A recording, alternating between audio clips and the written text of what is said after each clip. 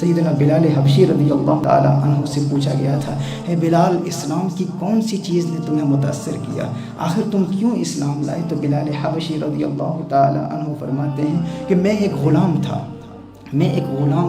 مکہ المکرمہ کے لوگوں کو میں جانتا ہی نہیں تھا، میرا کہیں آنا جانا ہی نہیں تھا، ایک گھر میں محدود تھا، اسی گھر کے اندر رہتا تھا، میرا ایک مالک تھا، میرا ایک آقا تھا جو انتہائی ظالم، انتہائی سفاک تھا، مجھ پر بہت ظلم کیا کرتا تھا اور مجھے اپنے گھر کے اندر رکھتا، گھر سے باہر آنا جانا میرا بہت کم تھا۔ کہا ایک رات میں بہت بیمار تھا، تیز بخار تھا، شدید سردی تھی، بہت تکلیف میں تھا، تو میرا آقا میرے پاس آیا، میرا مالک میرے پاس آیا اور اس نے آ کر کہا کہ یہ کئی کلو جو مجھے دیے اور کہا کہ پوری رات انہیں چکی پر پیستا رہے۔ مجھے بہت شدید بخار تھا، تیز بخار تھا، سخت سردی تھی اور کہا اس سردی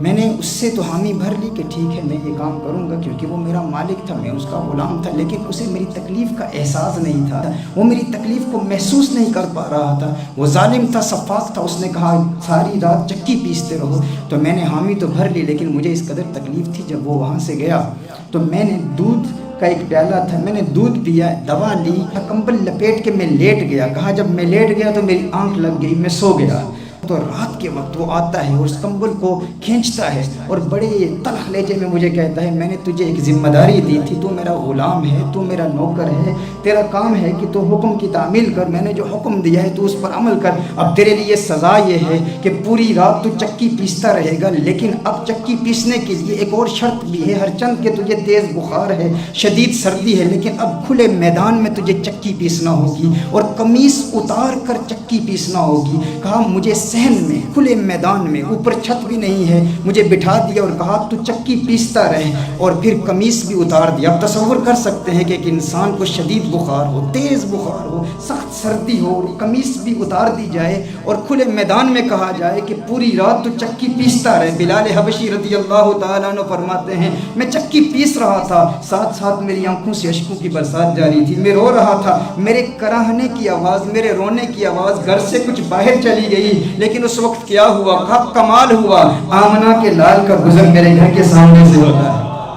مدینے والے آقا کا گزر میرے گھر کے سامنے سے ہوتا ہے۔ کہا محمد عربی صلی اللہ علیہ وآلہ وسلم نے میرے رونے کی آواز سن لی، دروازے پر دستک دی، اندر تشریف لائے، پوچھتے ہیں کیا بات ہے، کیوں رو رہے ہو، کس بات نے رولایا؟ میں نے کہا جاؤ صاحب، پوچھنے والے تو بہت ہوتے ہیں، غمخوار تو بہت بنتے ہیں، لیکن غم کا مداوع کرنے والا کوئی نہیں ہوتا۔ کون ہے جو مدد کرتا ہے؟ غمخوار بنتے تو بہت ہیں، پوچھتے تو بہت ہیں، لیکن مدد کرنے والا کوئی نہیں ہوتا۔ میں نے یہ جملے کہے، میرے جملوں میں کچھ تلخی تھی، کچھ سختی تھی، کہا میرے جملے سنے محمد عربی نے، وہاں سے تشریف لے گئے اور میں بھی کچھ بدگمانی کا شکار ہو گیا۔ میں نے کہا ہاں ایسا ہی تو ہوتا ہے نا، پوچھنے والے پوچھتے ہیں لیکن مدد کون کرتا ہے؟ میں کچھ بدگمانی کا شکار ہوا، کچھ تلخی میرے لہجے میں تھی، لیکن ابھی میں چکی پیس ہی رہا تھا، کیا دیکھتا ہوں کہ مدینے کا چاند پھر واپس تشریف لاتا ہے، آمنہ کا لال پھر واپس تشریف لاتا ہے، محمد عربی صلی اللہ علیہ وسلم پھر تشریف لاتے ہیں، ہاتھ میں دودھ کا پیالہ ہے، چند کھجوریں ہیں، کہا ہے بلال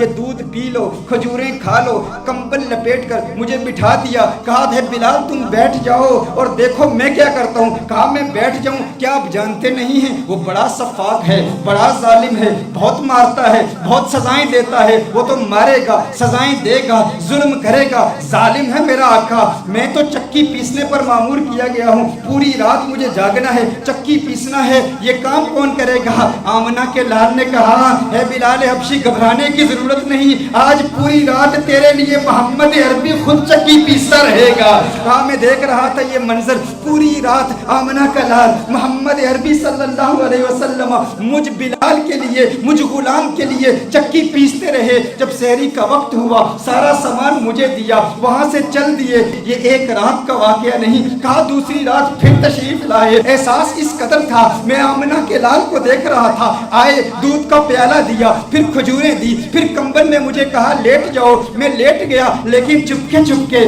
آمنہ کے لال کے ہنسی مکھڑے کو دیکھ رہا تھا۔ محمد عربی صلی اللہ علیہ وسلم ایک مرتبہ پھر پوری رات چکی پیستے رہے، سحری کے وقت سارا سامان مجھے دیا، وہاں سے چل دیے، تیسری رات پھر تشریف لائے۔ یہ پیغام صرف سننا نہیں ہے، یہ کافروں تک پہنچانا ہے۔ وہ جو کہتے ہیں کہ ملیٹنٹ پروفٹ ہیں، وہ جو کہتے ہیں کہ نفرت پھیلانے والے ہیں، وہ جو کہتے ہیں انسان دشمن ہیں، وہ جو کہتے ہیں کہ قاتل ہیں، وہ جو کہتے ہیں کہ ظالم ہیں، وہ جو کہتے ہیں جنہوں نے فقط قتال کا سبق سکھایا ہے، ان تک پیغام کون پہنچائے گا؟ ارے نادان انسان، ارے برطانیہ میں رہنے والے، اگر تیرا پڑوسی محمد عربی کو نہیں جانتا تو تو نے اس محبت کا حق ادا نہیں کیا۔ اگر تیرا جاننے والا، تیرا کلاس میٹ، تیرا ٹیچر، تیرے ساتھ وقت گزارنے والا، تیرے ساتھ کاروبار کرنے والا، وہ جو تیری داڑھی کو دیکھ کے کہتا ہے کہ تو دہشت گرد ہے، وہ جو تیرے جبے کبے کو دیکھ کر کہتا ہے کہ تو انسانیت دشمن ہے، کیا تو نے اس تک محمد عربی صلی اللہ علیہ وسلم کا یہ محبت بڑا پیغام پہنچایا ہے؟ اگر نہیں پہنچاتا، اگر شرم محسوس کرتا ہے،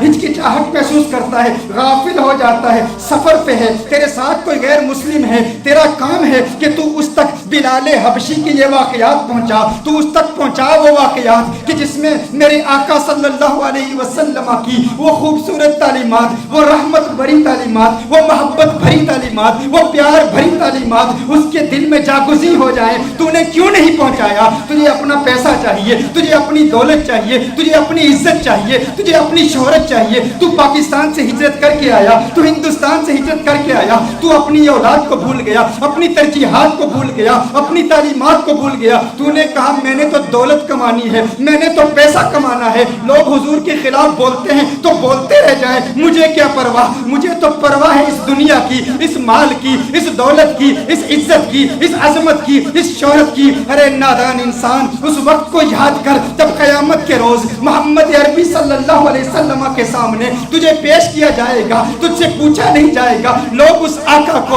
دہشت کا پیغمبر کہتے تھے، اس آقا کی ناموس کے تحفظ کی خاطر تو نے کیا کیا؟ ارے تو تیری تو زبان بھی نہیں کھلتی تھی اس آقا کی عظمتوں کے دفاع کی خاطر، آج دن تک تو نے کیا کیا؟ میں کہتا ہوں صرف سنو نہ، صرف جھومو نہ، صرف رو نہ، تمہارے آنکھوں کی اشکوں کی برسات یہ تمہیں اس وقت بھی یاد آئے جب تمہیں کوئی کافر کہے حضور نے دہشت کا پیغام پھیلایا، اس وقت تمہیں یہ واقعات یاد آ جائیں، یہ پیغامات یاد آ جائیں، یہ تعلیمات یاد آ جائیں، یہ روایات یاد آ جائیں جو تمہیں کنز الہدیٰ کی اس کانفرنس میں سکھائی گئی۔ بلال حبشی نے دیکھا، تیسری رات پھر میرے آقا اس کے گھر میں تشریف لائے، آقا پھر پوری رات چکی پیستے رہے۔ جب صبح کے وقت آقا تشریف لے جا رہے ہیں، وہاں سے جا رہے ہیں، بلال حبشی نے کہا ارے رکنا ہے محمد، رکنا۔ کہا مکے کے کافر جھوٹ بولتے ہیں، وہ جھوٹے ہیں جو کہتے ہیں محمد جھوٹا ہے، میں بلال گواہی دیتا ہوں